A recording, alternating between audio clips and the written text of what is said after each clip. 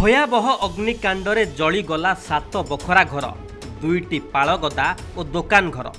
एपरी घटना घटी भुवन ब्लॉक दयणाबिल पंचायत अंतर्गत कन्हईपाल ग्राम नुआ साहिर बाउरीबंधु साहू स्त्री 2 पुओ बोहू नहीं घरे रहिबा सहित एक दोकान चलाउथिले। तेबे घरे समस्ते शोइथिबा समय अचानक घरे निया लागिथिला। किए कौन बुझिबा आगुरु निया समग्र घरे व्यापी जाइथिला। जीवन बंचाइबा पई घर लोक एणे तेणे दौड़िथिले। घरे थिबा 2टी गैस सिलिंडर निया लागी जिबारु ताहा ब्लास्ट होई दूर थिबा 2टी पाळ गदारे निया लागी जाइथिला। खबर पाई भुवन और कामाख्या नगर अग्निशम बाहिनी निया को आयत्त करबा पूर्वरु सबु किछि पोड़ी पाउंस होई जाइथिला।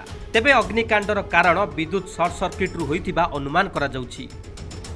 से चारि करांगा आगे लगेला से घर भीतर अछंदी छुआ पिला धरिकी से पदा बाहर पड़े तार आवास पद किसी जिनस गोटे से संग्रह कर पाइलेन। तापर आमे जानिया पर आमे आसिकी तो आरआई को फोन कलु